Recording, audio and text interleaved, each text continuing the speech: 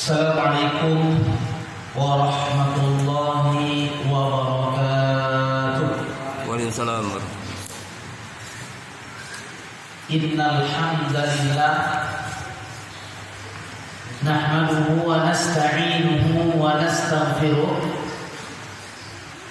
wa na'udzu billahi min shururi anfusina wa sayyiati a'malina.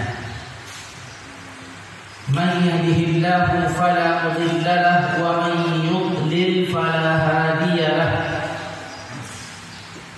Asyhadu an la ilaha illallah wahdahu la syarika lahu wa asyhadu anna Muhammadan 'abduhu wa rasuluh. Allahumma shalli 'ala Muhammad wa 'ala ali Muhammad. Qala ta'ala ya ayyuhalladzina amanu taqullaha haqqa tuqatih wa la tamutunna illa wa antum muslimun. Para ikhwan dan akhwat yang mudah-mudahan dimuliakan Allah, sesungguhnya segala puji hanyalah milik Allah Rabbul Izzati wal Jalal,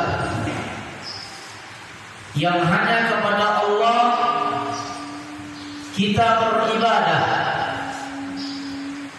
dan hanya kepada Allah kita memohon perlindungan dan pertolongan, serta hanya kepada Allah kita memohon hidayah. Barang siapa yang diberikan oleh Allah baginya petunjuk, maka dia akan mendapatkannya. Dan barang siapa yang Allah sesatkan, maka dia akan tersesat selama-lamanya. Sebagaimana difirmankan oleh Allah dalam surat Al-Kahf, "Man yahdihillahu fala mudilla lahu, man yahdihillahu fahuwal muhtad, wa man yudlil falan tajida lahu waliyyan mursyida." Orang yang Allah berikan kepadanya petunjuk, maka dia akan mendapatkannya. Dan orang yang Allah Subhanahu wa taala sesatkan, tidak akan ada yang bisa memberikan kepadanya hidayah. Wal-'iyadzu billah. Salawat dan salam mudah-mudahan senantiasa tercurah kepada kekasih hati kita, Nabi kita yang mulia, uswatun hasanah bagi kita semua, orang yang paling wajib kita idolakan, Nabi Muhammad sallallahu alaihi wasallam wa ala alihi wa sahbihi wa dzurriyyatihi wa azwajihi wa man tabi'ahum bi ihsan ila yaumiddin.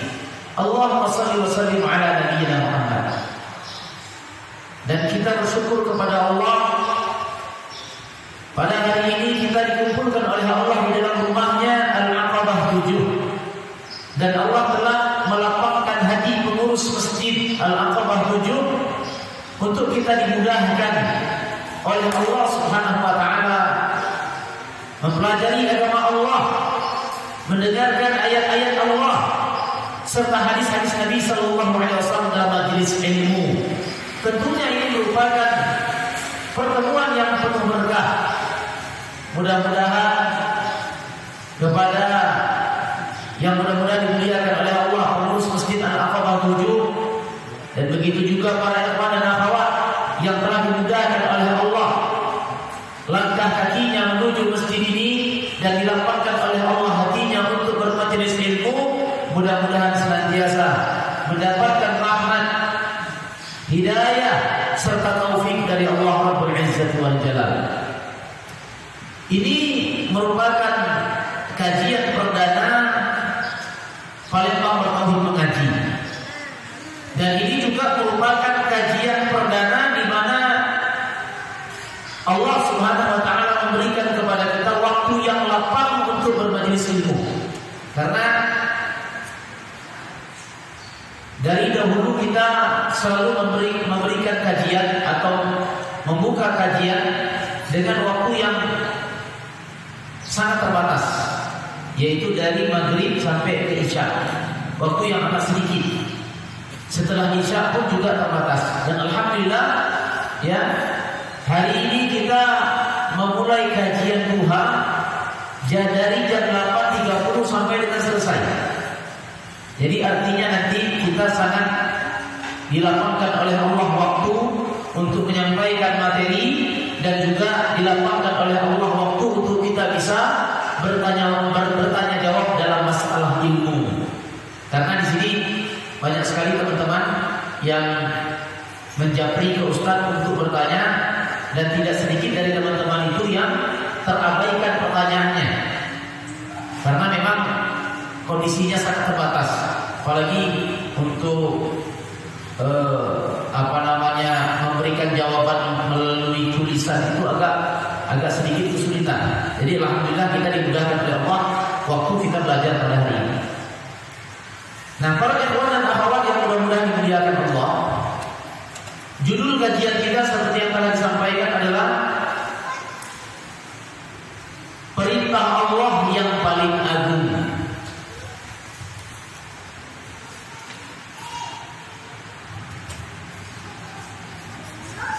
Barangkali apa yang akan Ustaz sampaikan ini juga terambil dari kitab-kitab tauhid. Perintah Allah yang paling agung. Sebagai mukaddimahnya, Bapak-bapak, Ibu-ibu sekalian, bahwa letak nilai ibadah yang kita laksanakan bukan hanya terdapat pada praktek pengerjaannya, ya. Nilai ibadah yang kita kerjakan bukan hanya terdapat pada praktek pengerjaannya, atau dalam bahasa yang kita kenal melaksanakan ibadah sesuai tuntunan, ya. Melaksanakan ibadah sesuai tuntunan ini timbangannya zahir. Bisakah kita menilai ibadah seseorang itu berkualitas? Kalau dalam pandangan zahirnya bisa. Dalam pandangan zahirnya bisa. Karena memang di dalam syariat kita terdapat timbangan yang sifatnya zahir. Apa itu? Acuannya adalah contoh dari Rasulullah sallallahu alaihi wasallam. Misalkan pada ibadah sholat atau pada ibadah puasa, ketika kita melihat praktek pengerjaan sholatnya tidak sesuai dengan tuntunan, ya, menyelisihi apa yang diajarkan oleh Rasulullah sallallahu alaihi wasallam melalui hadis-hadis beliau, maka dikatakan ibadahnya tidak berkualitas dalam pandangan zahir, dalam pandangan zahir. Dan ini timbangan syar'i.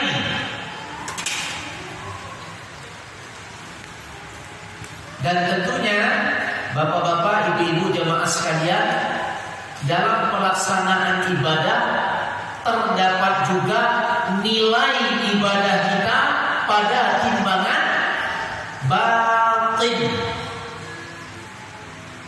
Nah, timbangan batin yang terdapat dalam agama kita itu dihimpun oleh Syekh Utsaimin rahimahullah taala dalam kitab Riyadhus Shalihin bab niat.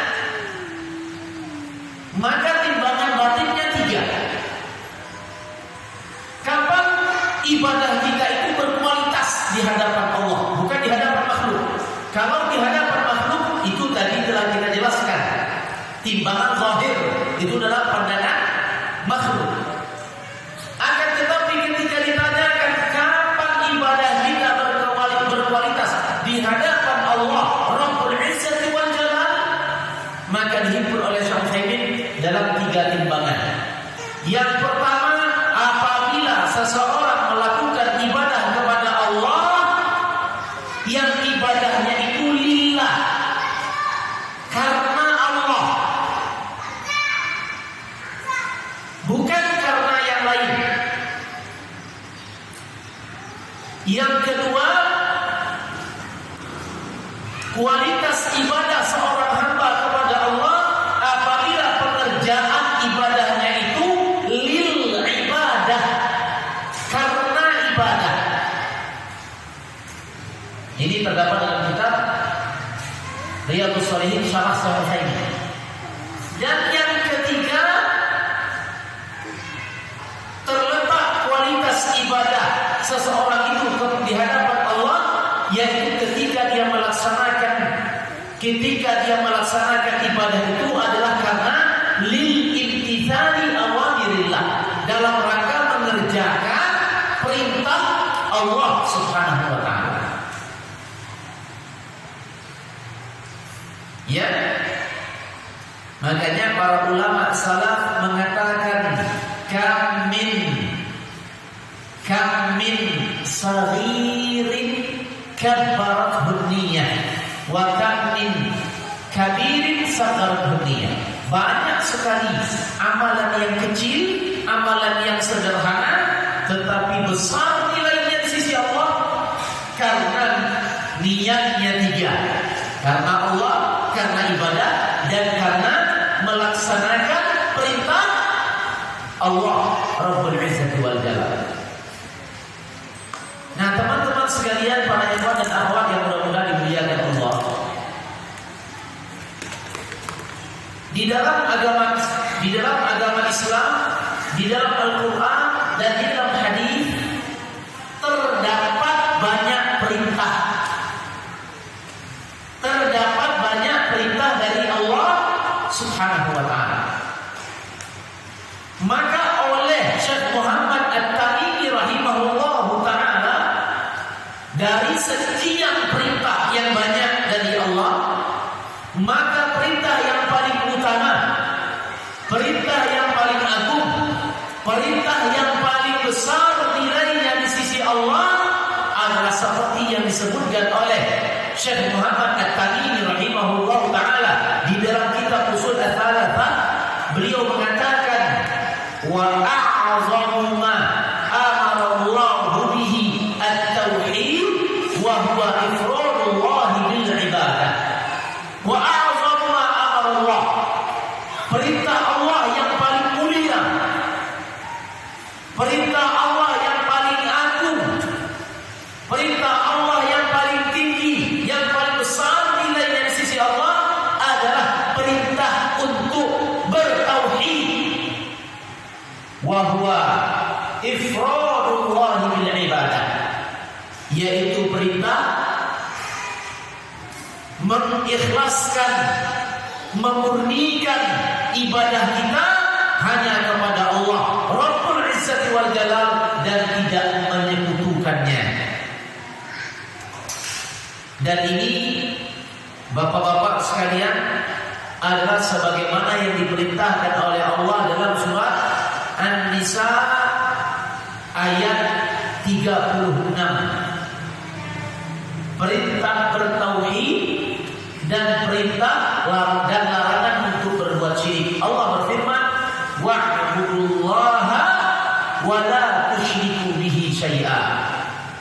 Dan beribadahlah kalian kepada Allah, janganlah kalian berbuat syirik dengan sesuatu apapun. Jadi di sini setidaknya teman-teman mohon diingat bahwa ketika kita mendengar istilah mentauhidkan Allah, berarti maknanya mengibadahi Allah. Ini yang dikatakan oleh Syekh Muhammad At-Tamimi tadi, wa a'zamu ma amara Allah bihi at-tauhid. Perintah yang paling agung adalah bertauhid. Apa maknanya? Ifradullah bil ibadah, memurnikan ibadah hanya kepada Allah. Artinya tauhid maknanya adalah ibadah kepada Allah. Maka isi kajian kita pada hari ini yaitu kita akan sampaikan dalil-dalil Al-Quran atau dalil-dalil hadis yang menjelaskan tentang perintah beribadah kepada Allah Subhanahu wa ta'ala sebagai perintah yang paling tinggi. Tadi satu dalil telah kita sampaikan, surat An-Nisa ayat 36. Apa di antaranya yang lain? Masya Allah ya. Mari kita melihat perintah Allah Subhanahu wa ta'ala di dalam surat Al-Baqarah ayat 21 atau 22. Allah Subhanahu wa ta'ala berfirman, Ya ayyuhan nas, wahai umat manusia. Ya ayyuhan nas, wahai umat manusia. Ittaqu rabbakum alladzi khalaqakum. Ya ayyuhan nas u'budu. Ya ayyuhan nas u'budu rabbakum alladzi khalaqakum walladzina min qablikum la'allakum tattaqun. Wahai manusia, himbauannya kepada seluruh umat manusia. Ini maknanya bahwa perintah ibadah itu bukan hanya kepada umat Islam, bukan hanya kepada orang yang beriman, akan tetapi teruntuk bagi seluruh makhluknya Allah. Perintah ibadah itu bukan hanya kepada umat Islam. Perintah ibadah itu adalah teruntuk bagi seluruh umat manusia, bahkan kepada bangsa jin. Allah berfirman, Ya ayyuhan nas, wahai manusia, u'budu rabbakum alladzi khalaqakum. Beribadahlah kalian kepada Allah, bertauhidlah kalian kepada Allah, alladzi khalaqakum, yang mana Allah yang telah menciptakan kalian. Dijelaskan oleh para ulama bahwa Allah Subhanahu wa ta'ala mewajibkan kita beribadah kepadanya karena Allah lah yang telah menciptakan kita. Makanya di dalam Al-Quran banyak terdapat ayat-ayat yang bunyinya perintah ibadah, kemudian setelahnya keterangan tentang Allah yang telah menciptakan manusia. Apa di antaranya? Salah satunya surat Al-Baqarah ayat 21-22. Ya ayyuhan nasu u'budu rabbakum alladzi khalaqakum. Beribadahlah kepada Allah yang telah menciptakan kalian. Disandingkan oleh Allah kalimat perintah ibadah, kemudian setelahnya Allah telah menciptakan. Maksudnya apa? Allah wajibkan kita beribadah karena Allah telah menciptakan kita. Di ayat yang lain misalkan Allah Subhanahu wa ta'ala berfirman, "Wa ma khalaqatul jinna wal insa illa liya'budun." Tidak aku ciptakan jin dan manusia kecuali untuk mereka itu beribadah kepada Allah. Sebutkan kewajiban jin dan manusia beribadah, kemudian Allah jelaskan bahwa Allah lah yang telah menciptakan mereka. Artinya apa? Allah tuntut dan Allah wajibkan kita beribadah kepada Allah karena Allah yang telah menciptakan kita. Kemudian Allah Subhanahu wa ta'ala berfirman, "Alladzi khalaqakum walladzina min qablikum." Dialah Allah yang telah menciptakan kalian, dan dialah Allah yang telah menciptakan orang-orang sebelum kalian, la'allakum tattaqun, agar kalian menjadi orang-orang yang bertakwa. Ini adalah satu dalil di mana Allah Subhanahu wa ta'ala memerintahkan kita untuk beribadah, bertauhid hanya kepada Allah Rabbul Izzati wal Jalal. Kemudian di dalam surat An-Nisa ayat 36 tadi, Allah perintahkan kita beribadah kepada Allah. Wa'budullaha wa la tusyriku bihi syai'an wa bil walidaini ihsana wa bidil qurba wal yatama wal masakin wal jari bil qurba wal jari bil janbi was sahib bil janbi wa bil ibnis sabil wa ma malakat aymanukum. Allah katakan, beribadahlah kalian kepada Allah dan jangan kalian berbuat syirik. Kemudian Allah berfirman, wa bil walidaini ihsana, dan hendaklah kepada kedua orang tua berlaku baik. Di sini banyak para ulama menyebutkan tentang keagungan perintah Allah untuk beribadah kepada-Nya. Kenapa? Karena di ayat ini Allah mendahulukan perintah beribadah kepada Allah dibanding perintah untuk berbakti kepada kedua orang tua. Kita tahu bagaimana begitu besarnya keutamaan berbakti kepada kedua orang tua. Sampai-sampai Uwais Al-Qarni, sahabat, salah seorang dari kalangan tabi'in yang dimuliakan oleh Allah dan Rasulnya, yang sampai-sampai doanya diijabah oleh Allah dan diperintahkan oleh Rasulullah kepada Umar bin Khattab untuk meminta didoakan oleh Uwais Al-Qarni. Kenapa? Karena amalannya mengagumkan, karena amalannya berbakti kepada kedua orang tua. Artinya begitu besar, begitu besar ibadah berbakti kepada kedua orang tua. Akan tetapi, ya, perintah beribadah kepada Allah lebih utama dibanding berbakti kepada kedua orang tua.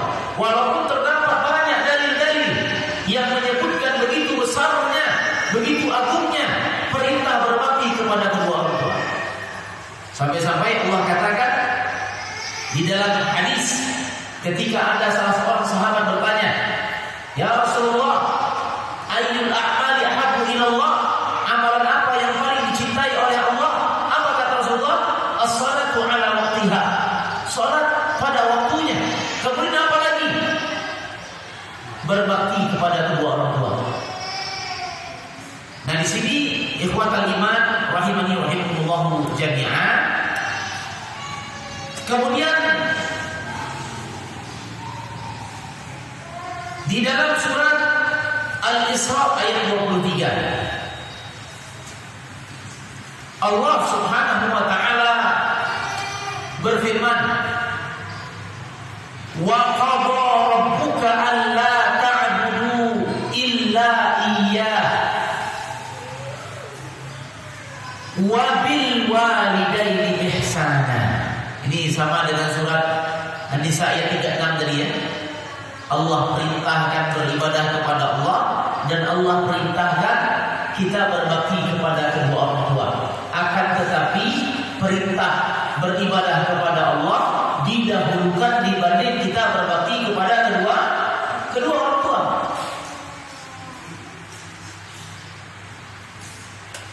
Jangan dibalik. Terkadang seorang anak lebih mengutamakan berbakti kepada kedua orang tua sehingga mengabaikan perintah beribadah kepada Allah. Sebagaimana kebanyakan orang-orang mendahulukan hak yang lain kemudian hak Allah. Artinya mengecilkan perintah beribadah kepada Allah. Ini suatu musibah, ya. Orang-orang yang membesarkan, orang-orang yang mengagungkan hak yang lain kemudian baru hak Allah, ini adalah musibah. Terkadang seorang suami mengagungkan hak istrinya dibanding hak Allah. Terkadang seorang istri mengagungkan hak suaminya kemudian baru hak Allah. Dan ini adalah suatu pola yang terbalik. Kenapa? Karena perintah beribadah kepada Allah adalah perintah yang paling tinggi. Akan tetapi kita tidak mengabaikan hak-hak yang lain.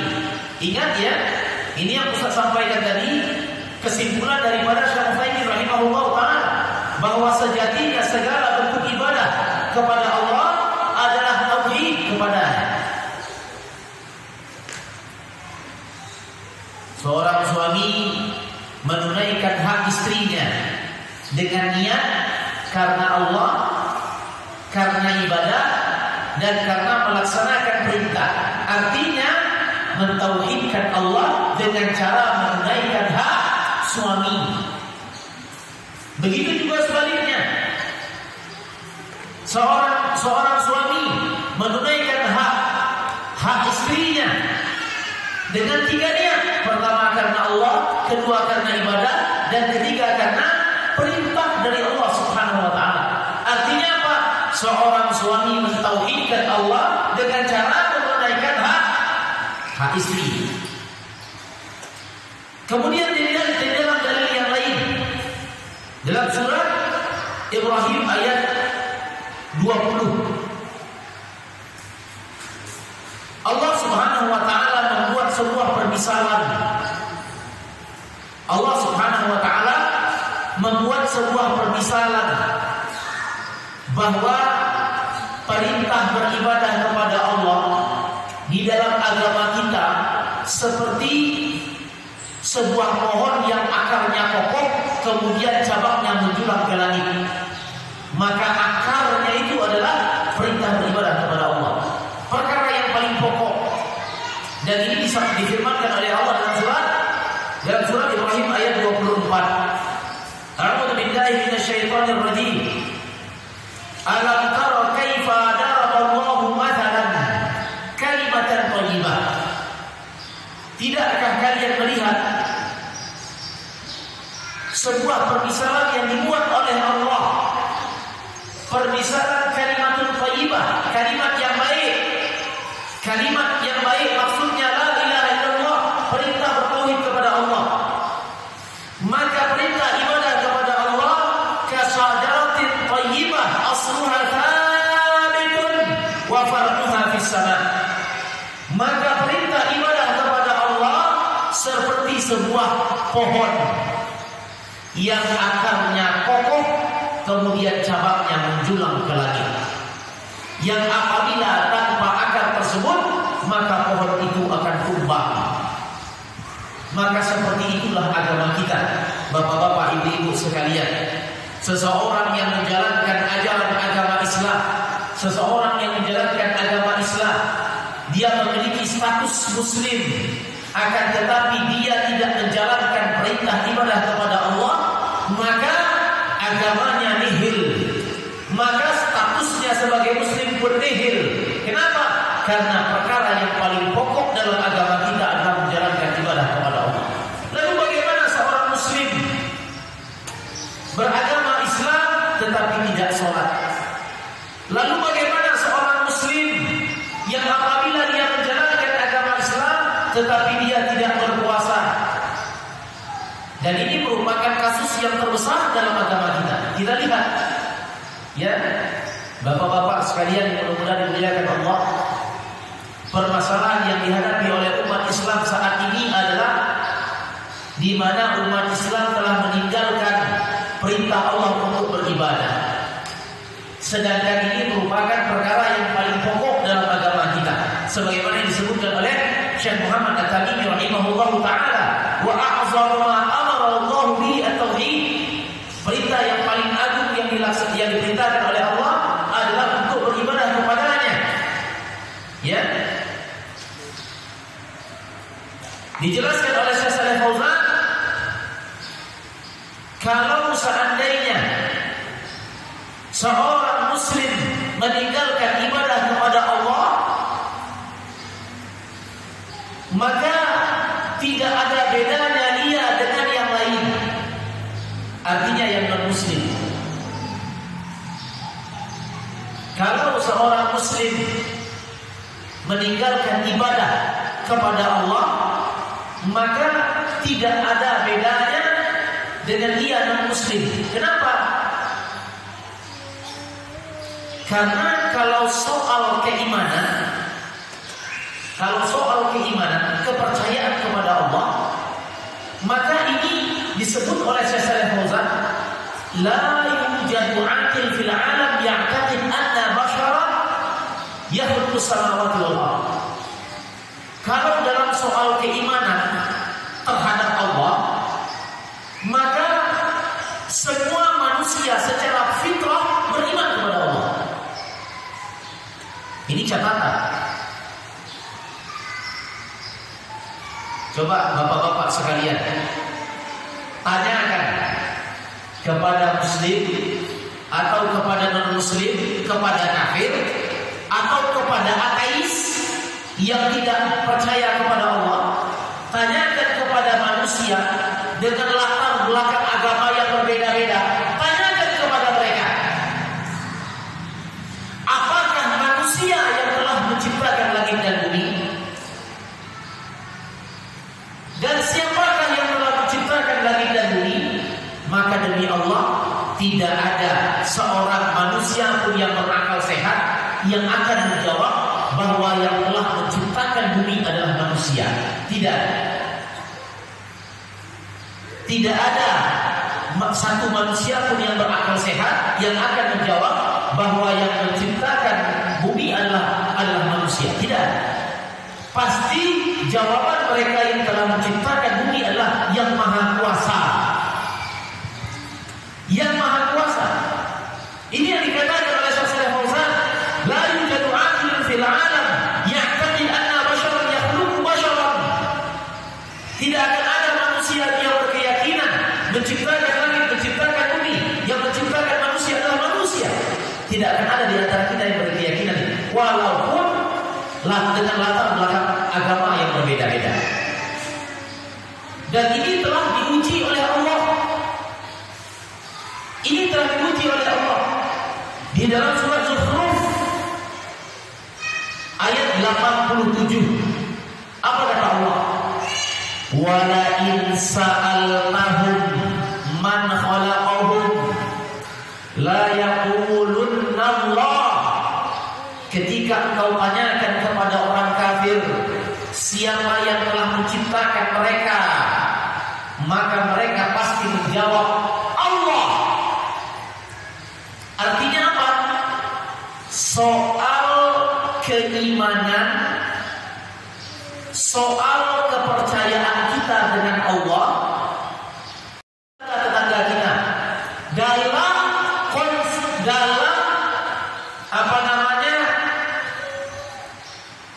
keistiqomahan mereka dalam melaksanakan perintah Allah. Bagaimana keadaan keluarga kita dalam melaksanakan ibadah kepada Allah? Entah itu sholatnya, entah itu puasanya, entah itu zakatnya. Ini suatu permasalahan. Makanya bapak-bapak para hadirin yang berbahagia dimuliakan Allah, kewajiban bagi kita semua yang paling utama adalah menanamkan begitu besarnya perintah Allah dan begitu wajibnya kita melaksanakan perintah ibadah kita kepada Allah. Sebab ini pangkal utamanya. Jangan sampai nanti perintah-perintah yang lain jauh lebih besar daripada perintah Allah. Seperti misalkan seorang bawahan merasa bahwa perintah atasannya lebih besar dibanding perintah Rabbul Izzati wal Jalal. Sehingga ketika bawahan mendengar perintah atasan sami'na wa ata'na, kami dengar, kami taat. Lalu ketika Allah perintahkan beribadah kepadanya, lalu dia memberikan uzur-uzur, alasan-alasan untuk dia mengabaikan perintah Allah. Ini musibah. Ini musibah.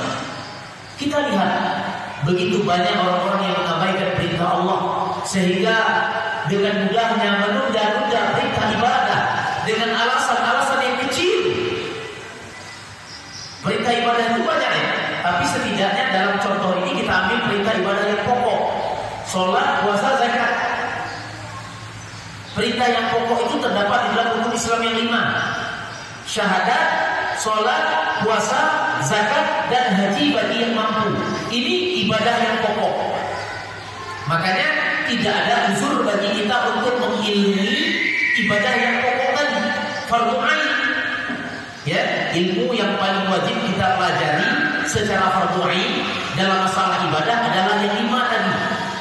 Jangan sampai nanti kita salah apa namanya ya? Salah posisi. Kita mengutamakan ibadah yang lain dibanding yang 5 tadi. Bisa, jangan sampai salah posisi. Maka ikhwatal iman rahimani wa rahimakumullah jami'an, ya, perintah beribadah atau bertauhid kepada Allah Kemudian begitu juga sebaliknya, sebagaimana perintah yang paling agung adalah mengibadahi Allah dan bertauhid kepadanya, maka larangan yang paling besar dosanya adalah menyelisihi tauhid. Larangan yang paling besar dosanya adalah menyelisihi tauhid. Apa itu? Berbuat syirik. Tidak akan sempurna pencapaian tauhid kita kepada Allah apabila tauhid kita terindikasi syirik. Tidak diterima oleh Allah ibadah kita apabila ibadah kita tercampur syirik, menyekutukan Allah dalam segala bentuk ibadah.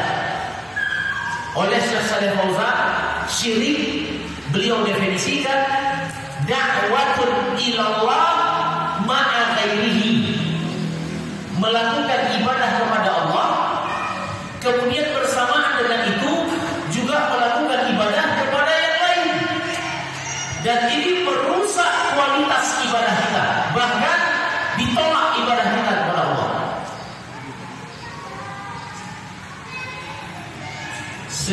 Semisal orang yang memohon pertolongan kepada Allah, kemudian setelah itu dia datang ke dukun. Datang ke dukun dalam istilah syar'inya adalah memohon pertolongan kepada selain Allah. Cuma banyak orang tidak sadar. Banyak orang tidak sadar. Bahkan ini kecelakaan yang paling hina yang terdapat dalam keyakinan orang para hamba Allah adalah li'anna ba'dhan nas ya'taqiduna anna hunaka asya' a'dham min al-jara'im. Kalau seandainya ada manusia yang menganggap bahwa dosa besar selain syirik lebih berbahaya, maka ini merupakan suatu petaka yang sangat luar biasa. Misalkan seseorang berkeyakinan riba lebih besar dosanya dibanding syirik. Misalkan seseorang yang berkeyakinan zina lebih besar dosanya dibanding syirik. Misalkan membunuh diyakini lebih besar dosanya dibanding syirik, maka ini merupakan suatu kekeliruan. Kenapa? Kalau di dalam surat An-Nisa tadi terdapat perintah-perintah kepada Allah, perintah beribadah kepada Allah, perintah berbakti kepada kedua orang tua, dan perintah bersedekah. Di antara perintah itu yang didahulukan adalah perintah beribadah kepada Allah. Artinya perintah beribadah kepada Allah adalah yang paling utama. Maka larangan kepada Allah pun banyak. Ya, ada larangan berbuat syirik, ada larangan berbuat zina, ada larangan membunuh, ada larangan meminum khamar. Maka di antara larangan tersebut yang paling didahulukan oleh Allah adalah larangan berbuat syirik. Artinya apa? Syirik dosa yang paling besar. Dan ini difirmankan oleh Allah dalam surat Al-An'am ayat 151. Allah berfirman, "Qul ta'alau atlu ma harramallah." Katakan olehmu wahai Muhammad, akan aku tunjukkan kepada engkau sesuatu yang telah diharapkan oleh Allah. Ma harrama rabbukum alaikum, sesuatu yang telah Allah haramkan pada kalian. Banyak yang diharamkan oleh Allah, tetapi yang paling utama yang disebutkan oleh Allah adalah alla tusyriku bihi syai'a. Jangan kalian berbuat kesyirikan. Kenapa? Karena perbuatan syirik bisa merusak tauhid kita kepada Allah. Perbuatan syirik bisa merusak ibadah kita kepada Allah Subhanahu wa ta'ala. Padahal banyak ibadah larangan yang lain. Larangan membunuh anak kandung, ya. Allah katakan, la taqtulu auladakum min imlaq. Jangan kalian membunuh anak kandung kalian. Kita tahu ya, di zaman jahiliyah banyak orang-orang kafir membunuh anak kandung mereka sendiri, terutama Ini yang difirmankan oleh Allah, wa idzal mawudati su'ilat. Anak-anak perempuan yang dibunuh, mereka akan bertanya kepada Allah, kenapa mereka dibunuh? Mereka akan meminta pertanggungjawaban. Membunuh anak kandung, ini perbuatan orang-orang jahiliyah. Akan tetapi ketahuilah, berbuat syirik, menduakan Allah Subhanahu wa taala dalam segala bentuk ibadah jauh lebih besar dosanya dibanding membunuh anak kandung. Kemudian ya, terdapat pula perbuatan dosa yang lain, wala taqrabul fawahish ma dhahara minha wa ma batan. Jangan pula kalian melakukan perbuatan keji, baik itu yang nampak ataupun yang tersembunyi, berbuat zina. Perbuatan zina dosa yang sangat besar. Bahkan di dalam agama kita, pelakunya secara syariat agama kita, pelakunya dirajam. Kalau yang belum menikah, rajamnya sampai beberapa kali. Tapi yang sudah menikah, rajamnya sampai mati.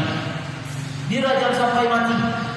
Ditanam badannya setengah badan, dilempar pakai batu, tidak terlalu besar dan tidak terlalu kecil. Kenapa? Supaya dia bisa merasa sakitnya azab Allah di dunia, dan supaya dia tidak mati cepat, supaya bisa dia merasakan sakitnya azab Allah di dunia. Itu bagi siapa? Pezina. Dosanya besar sekali. Akan tetapi dosa syirik jauh lebih besar daripada dosa zina.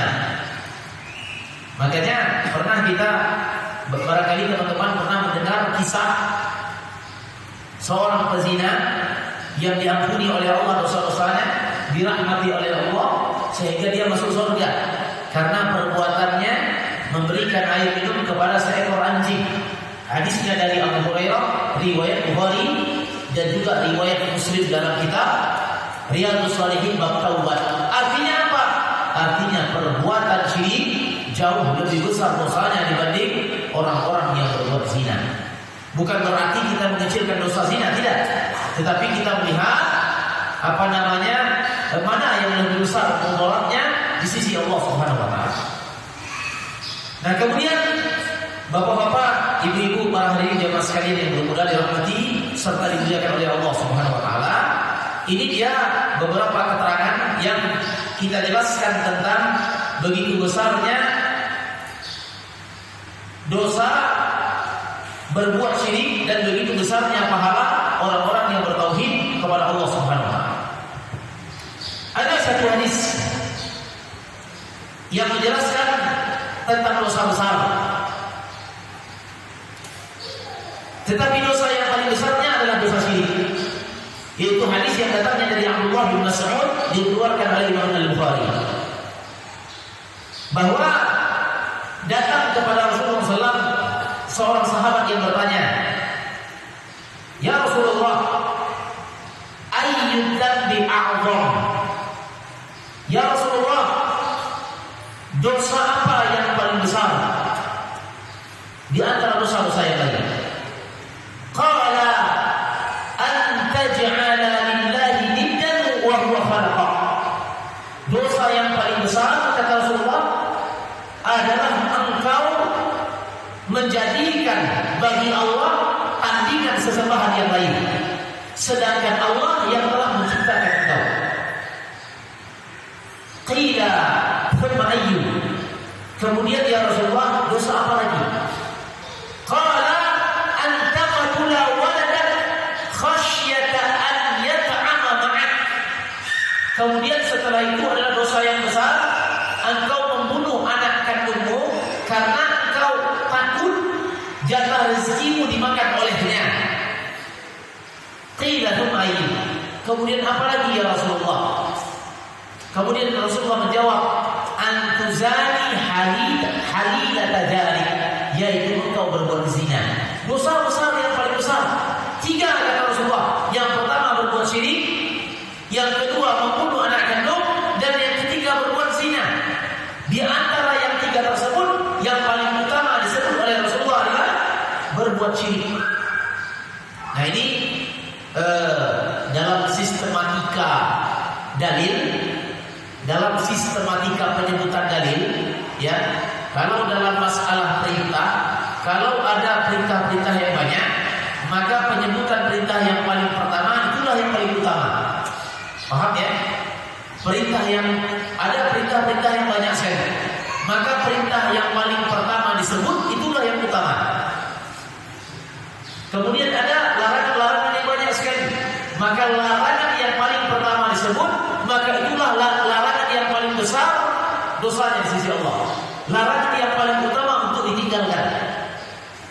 Jadi kesimpulannya bahwa perintah yang paling agung yang datangnya dari Allah Subhanahu wa taala adalah perintah bertauhid kepada Allah atau perintah beribadah kepada Allah, dan larangan untuk berbuat syirik.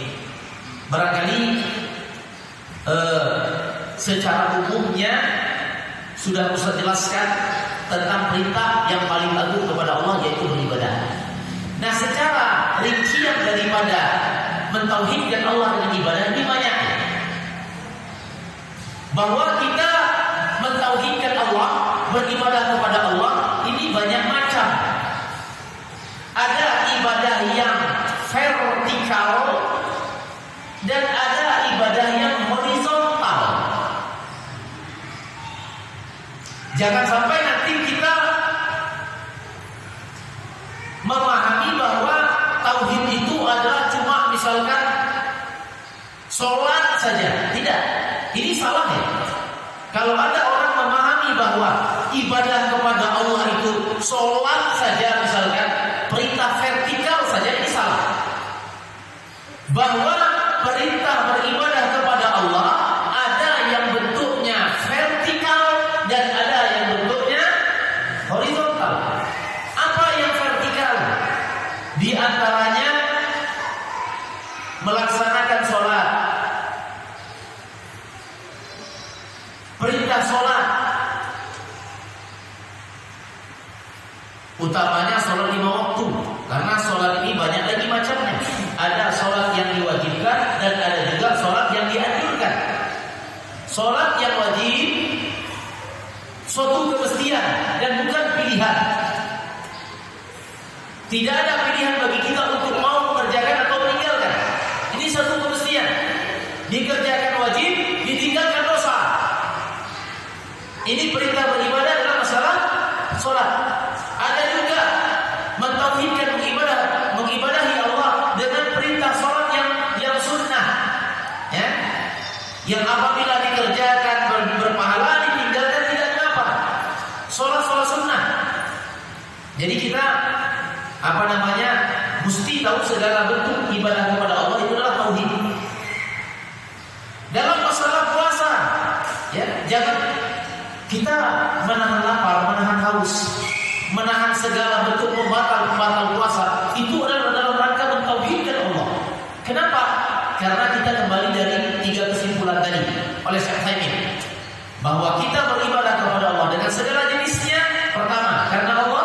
Kedua, karena ibadah. Ketiga, karena melaksanakan perintah. Ini tauhid. Jadi kita puasa itu tauhid kita kepada Allah. Kita bersedekah itu tauhid kita kepada Allah. Ibadah yang sifatnya horizontal. Kita bersedekah pun tauhid kepada Allah dalam rangka mengibadahi Allah. Siapa yang memerintahkan kita bersedekah? Allah. Alladzina yunfiquna fi sabilillah kamathali habatin anbatat sab'a sanabil fi kulli sunbulatin mi'atu habbah. Orang-orang yang bersedekah di jalan Allah, maka permisalan pahalanya seperti seperti biji. Satu biji yang tumbuh menjadi 7 cabang, yang 7 cabangnya berbuah lagi menjadi 700, 100 masing-masing. Artinya apa? Segala bentuk ibadah adalah tauhid kepada Allah, vertikal ataupun horizontal. Seorang suami misalkan, ingat ya, seorang suami menunaikan kewajibannya kepada istri, memenuhi hak belanja lahir, belanja batin, mengajarkan agama, itu adalah tauhid kita kepada Allah. Tauhidnya seorang suami kepada Allah terhadap istrinya. Jangan disia-siakan.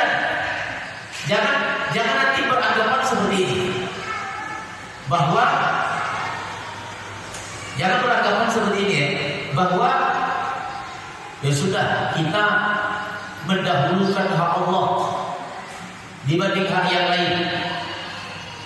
Sholat, puasa, zakat, dakwah dan lain-lain.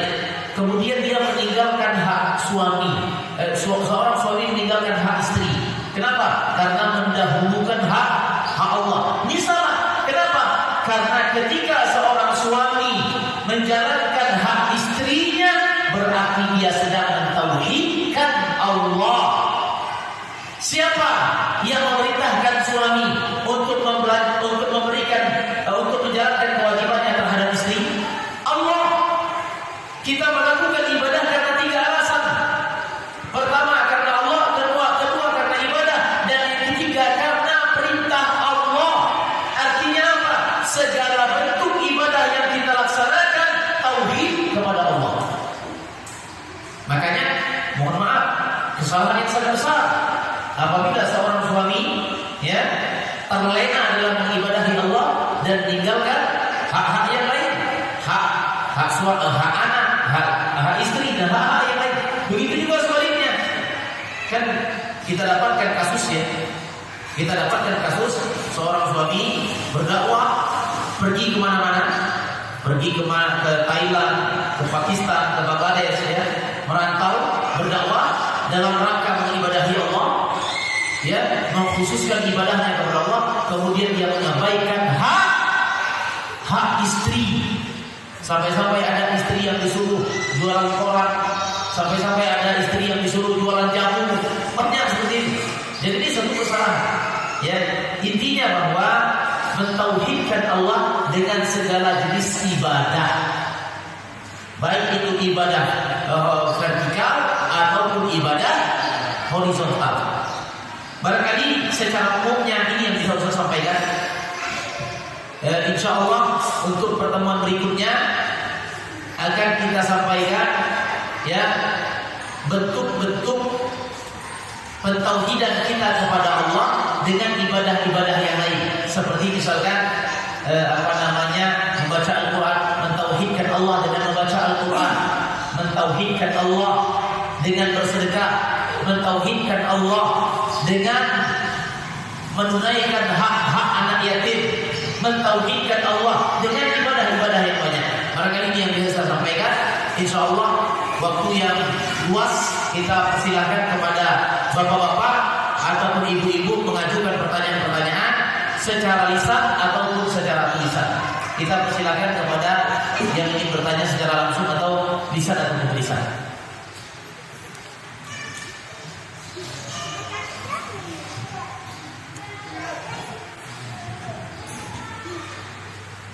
Sebagai informasi sambil menunggu pertanyaan, sebagai informasi bapak-bapak sekalian, ibu, Palembang Bertauhid Mengaji ini insya Allah akan senantiasa berlangsung dengan dukungan dari bapak-bapak dan ibu-ibu sekalian. Jadi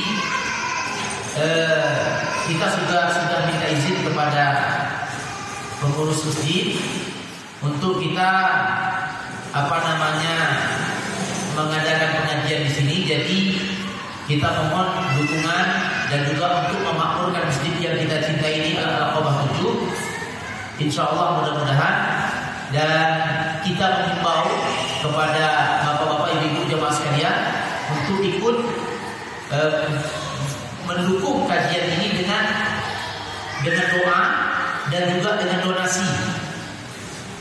Ini kita adakan donasi untuk pengajian Palembang Bertauhid Mengaji, dan ini juga adalah untuk keberlangsungan kita ke depannya. Mudah-mudahan bisa dimaklumi kepada bapak-bapak dan ibu-ibu sekalian. Kalau ada pertanyaan kita persilakan. Ya. Ada mic?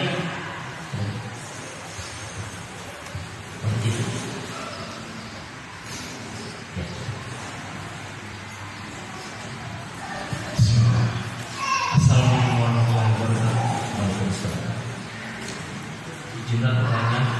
yang menanyakan bagaimana hukumnya apabila suatu masjid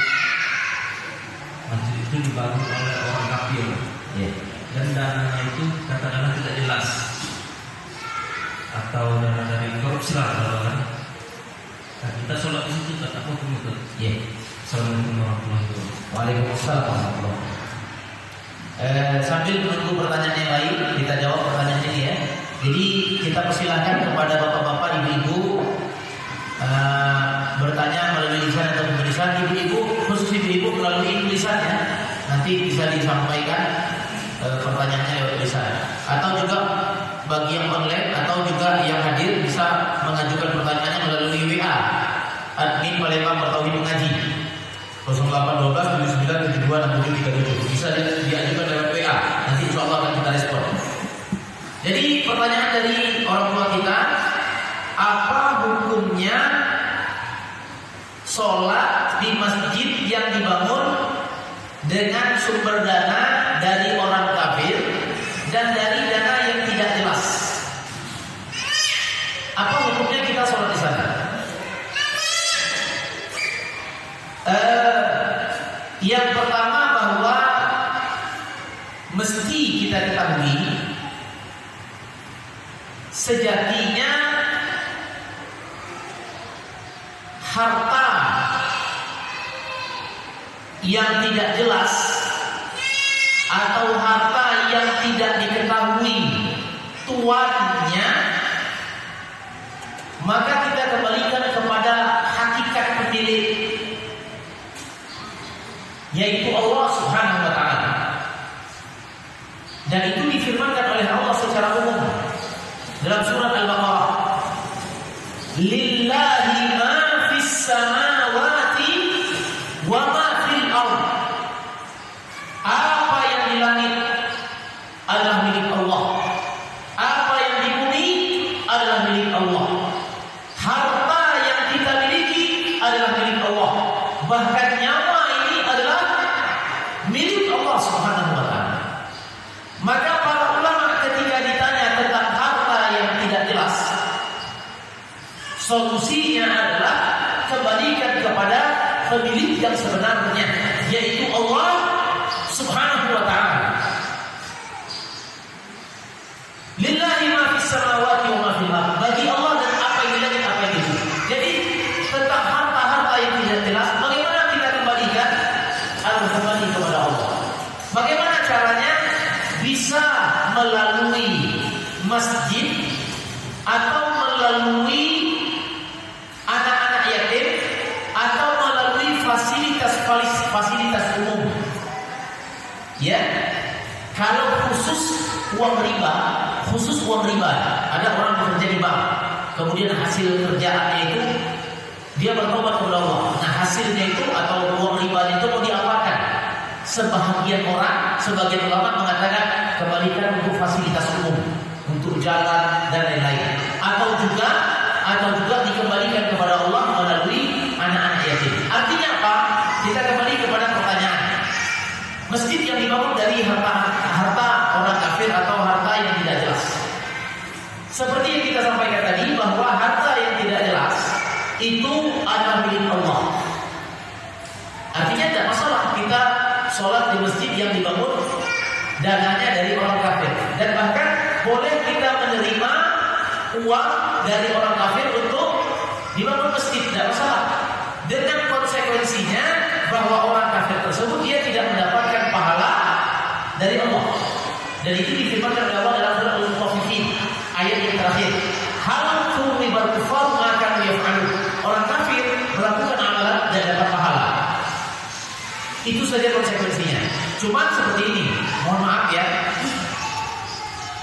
untuk masjid yang ketika ada orang yang akan menginfakkan harta, yang orang itu dia tidak bisa lagi mengembalikan harta itu kepada pemiliknya.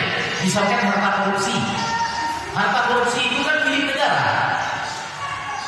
Bagaimana cara orang itu bertobat?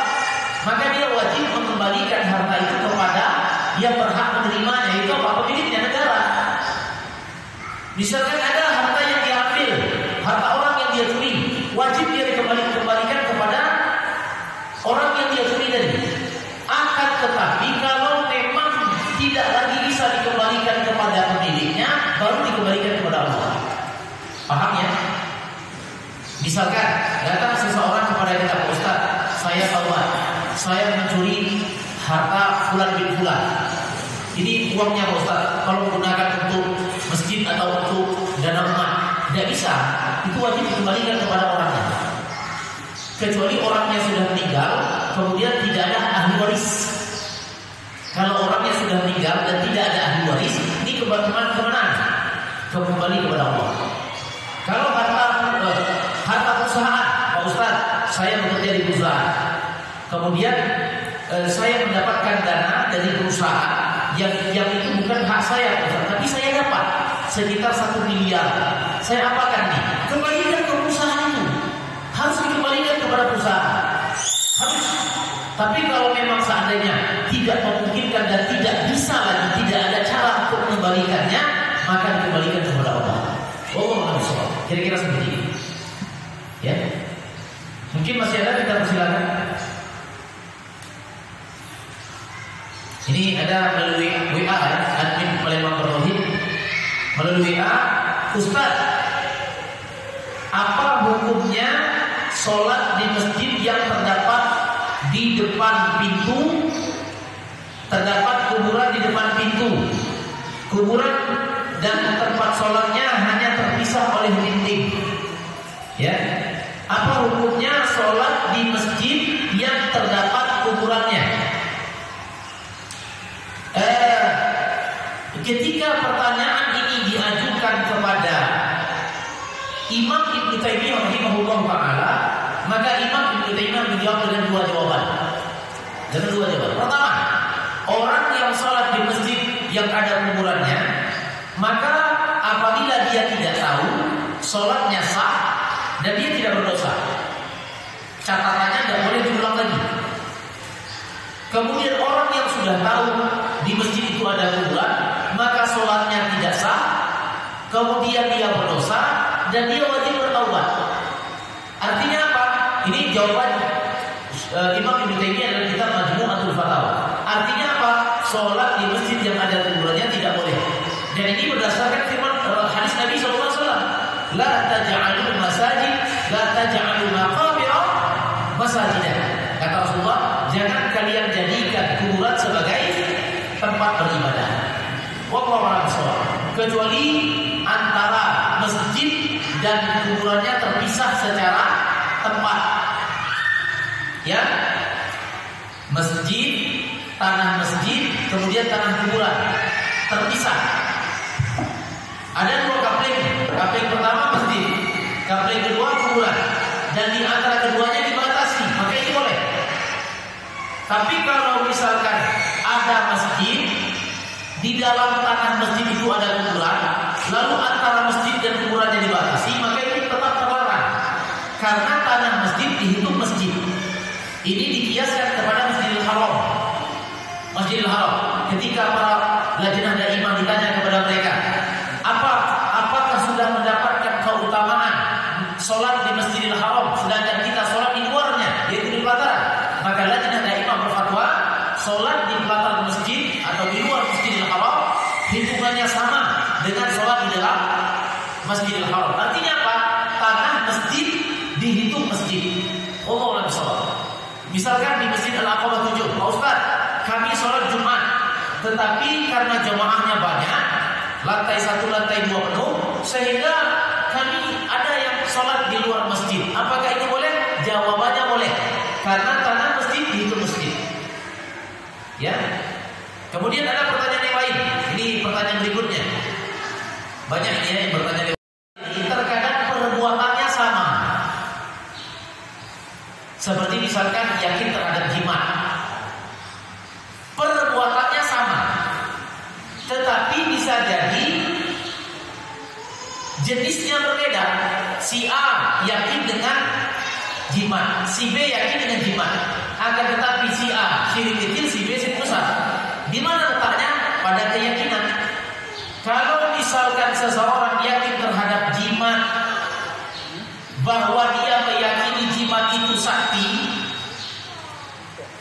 itu sakti, tetapi kesaktian itu datangnya dari Allah, maka ini syirik kecil. Akan tetapi orang meyakini bahwa keris itu sakti dan kesaktian itu bukan dari Allah, akan tetapi dari kerisnya, maka ini syirik besar. Ya, jadi yang membedakan syirik kecil syirik besar adalah keyakinan. Tapi memang ada contoh-contoh khusus syirik kecil dan syirik besar. Syirik besar adalah melakukan ibadah kepada selain Allah, seperti kepada batu, kepada kuburan, yang meyakini disertai dengan keyakinan. Syirik kecil secara contoh khususnya adalah seperti riya. Riya itu contoh syirik kecil. Wallahu a'lam bishawab. Jadi Ustaz sampaikan tadi jawabannya secara kaidah ya. Secara kaidah. Kemudian pertanyaan yang lain. Assalamualaikum Ustaz. Waalaikumsalam. Bagaimana sikap berlebihan terhadap kiai, habaib atau ustaz tertentu?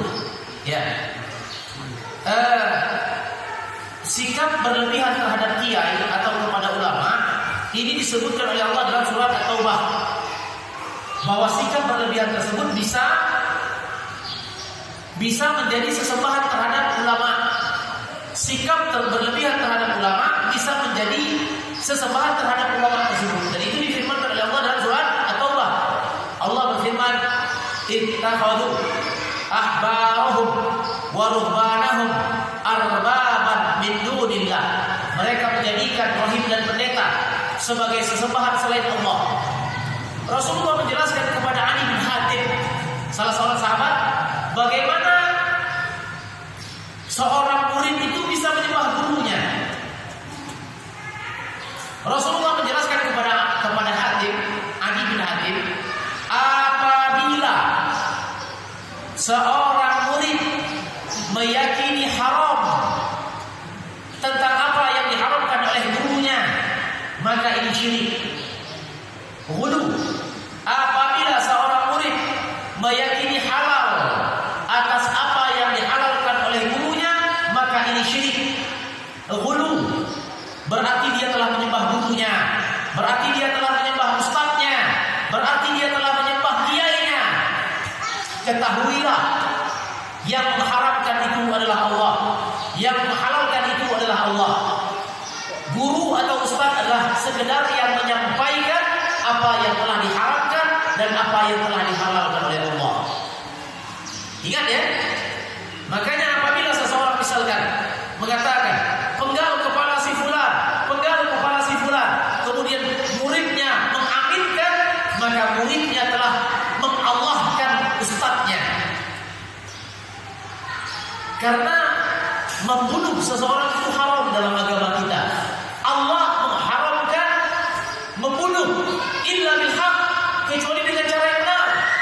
Dalam syariat agama kita, membunuh orang dengan cara yang benar melalui ketukan palu pengadilan. Tanpa itu haram. Syariat kita membolehkan membunuh orang dengan cara yang hak, yaitu apa? Melalui ketukan palu pengadilan. Ada misalkan bandar narkoba, eksekusi mati melalui pengadilan, itu dibenarkan dalam agama, boleh. Tapi kalau seandainya membunuh seseorang dengan tanpa melalui mekanisme hukum, maka ini haram. Nah, murid yang telah mengaminkan perkataan gurunya, maka dia telah mengallahkan ustadznya. Karena yang menghalalkan adalah Allah, yang mengharamkan adalah Allah. Ingat itu baik-baik. Kemudian pertanyaan berikutnya. Assalamualaikum. Waalaikumsalam. Afwan Ustaz, apakah termasuk cacat tauhid saya jika saya suka menangis rindu kepada anak yang jauh dari saya sekolah di pondok, sementara saya belum bisa menangis karena rindu kepada Allah? Masya Allah. Masya Allah ya. Ini pertanyaan yang sangat menyentuh. Jadi termasuk rusakkah tauhid kita ketika kita rindu kepada anak, menangis, rindu kepada anak, dan tidak menangis rindu kepada Allah. Bentuk kerusakan tauhidnya tidak parah. Dilihat dari bentuk, dilihat bagaimana kerinduannya kepada anak, dan dilihat bagaimana kerinduannya kepada Allah. Perhatikan, kalau kerinduan orang tua kepada anak ini adalah sesuatu yang fitrah. Rasulullah ketika anak kandungnya meninggal, Ibrahim radhiyallahu anhu, Ibrahim anak kandung Rasulullah meninggal masih bayi, Rasulullah menangis. Para sahabat bertanya, "Ya Rasulullah, ini air mata apa?" Rasulullah menjawab, "Ini adalah air mata cinta." Artinya kecintaan, kerinduan orang tua kepada anak sesuatu yang fitrah, tidak ada yang salah.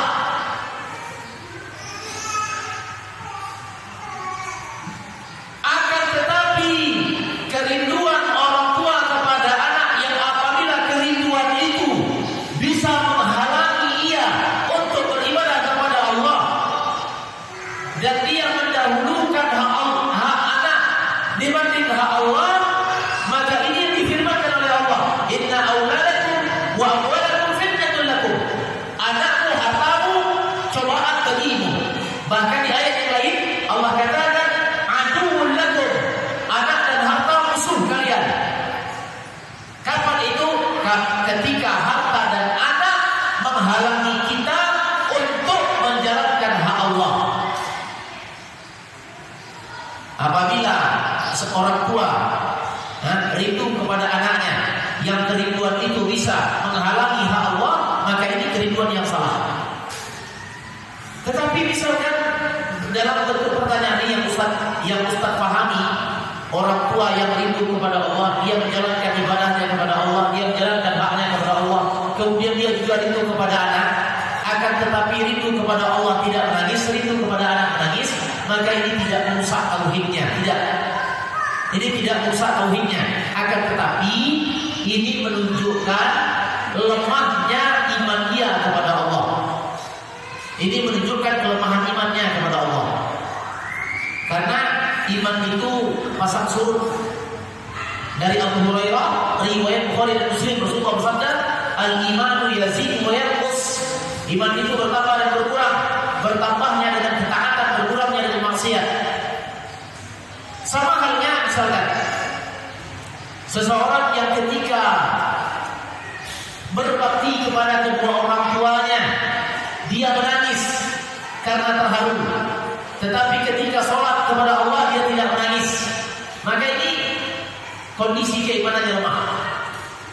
Wallahu a'lam bishawab. Kira-kira seperti itu. Dan yang ditanyakan ini tidak salah. Insya Allah tidak merusak tauhidnya. Masih ada lagi, silakan. Ya. Assalamualaikum warahmatullahi wabarakatuh. Ini kami ingin bertanya dilema dari para pengurus masjid, Ustaz. Ya.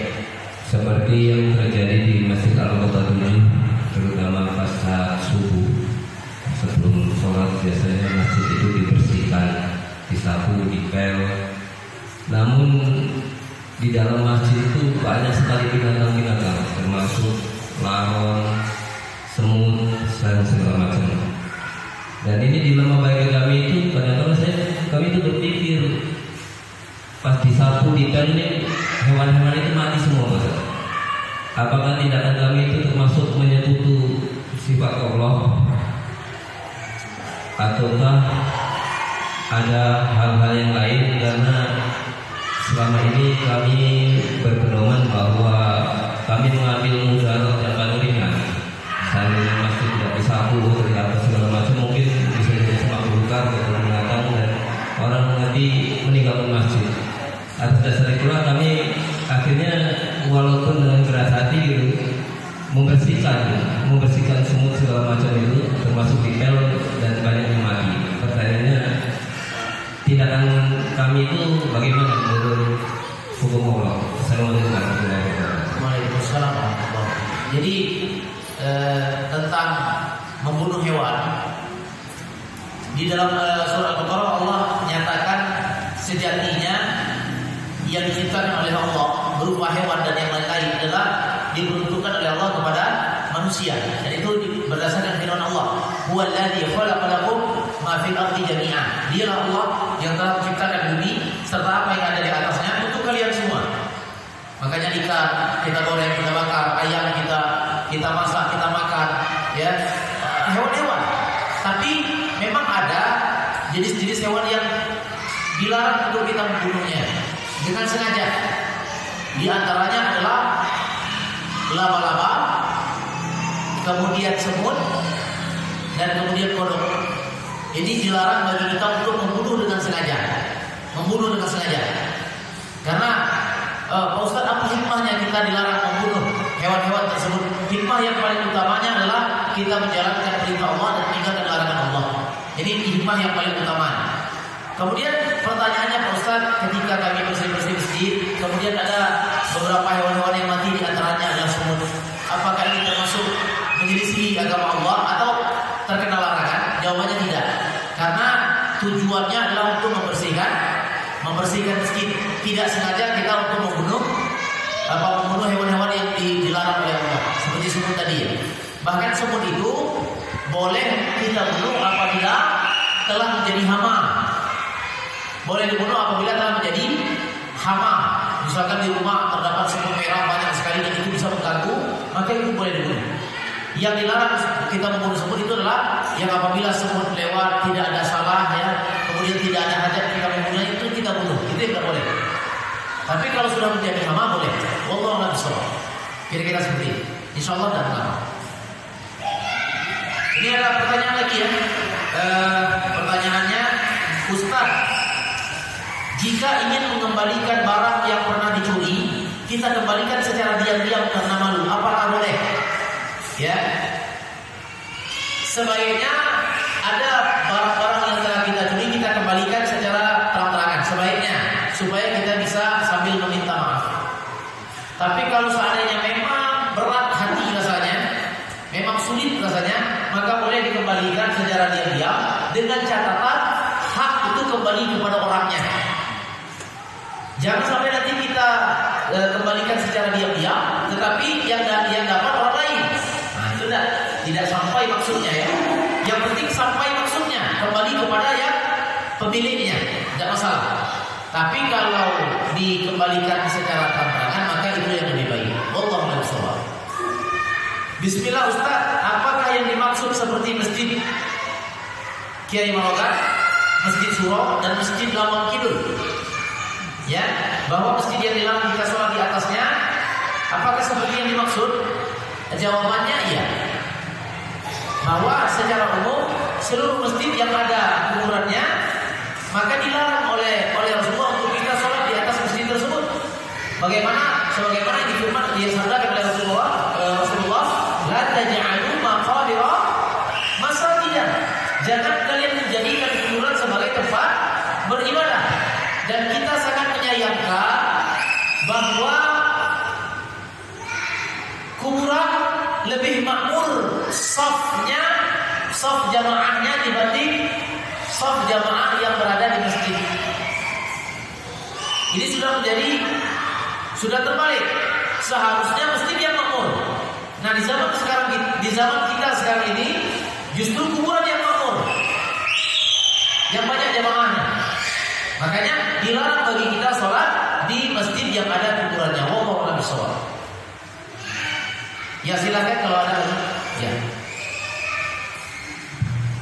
Bismillahirrahmanirrahim. Assalamualaikum Ustaz.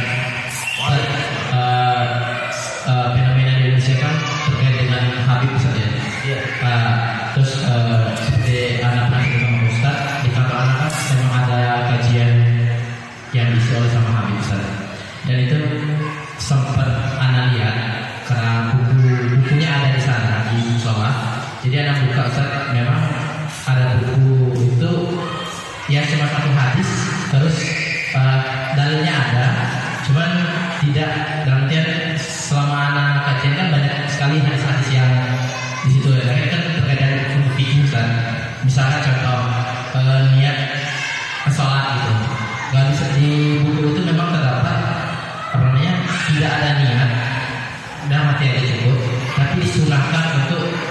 melapaskannya di buku yang Habib kasih kemarin itu kan.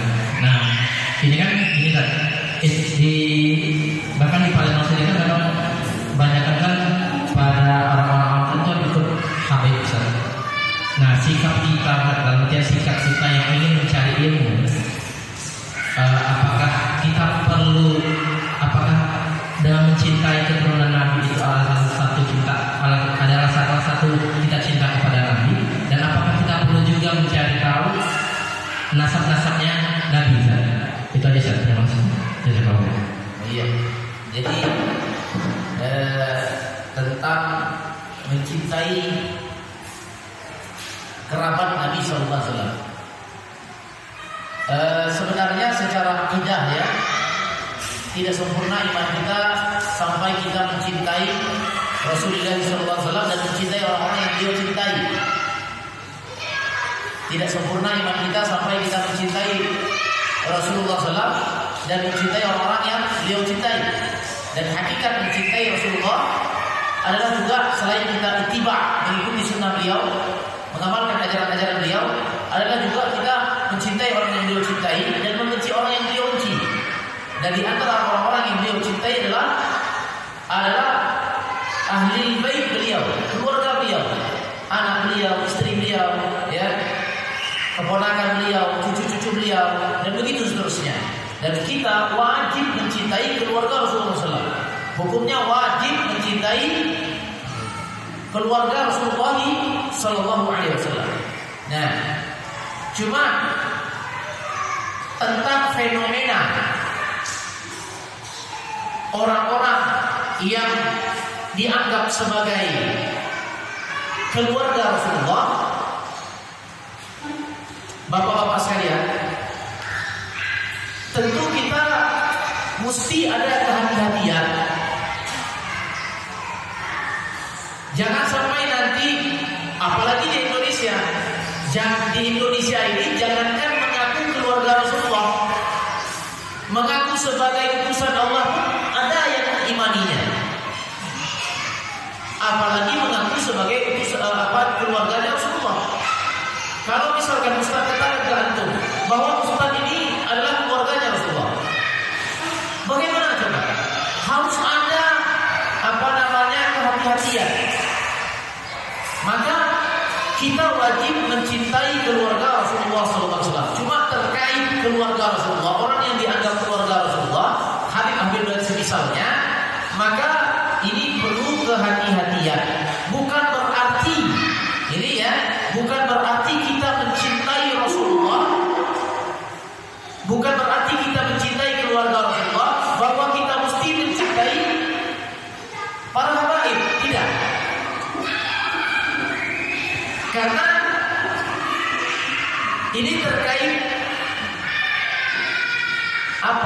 terkait silsilah nasab dan keturunan. Makanya ada hadis Nabi SAW, hadis yang diriwayatkan oleh Imam Muslim dalam kitab Al-Arba'in Nawawi.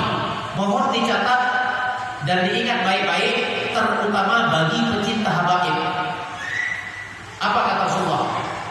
Man batta'a bihi amalan lam yusri' bihi nasabuh. Orang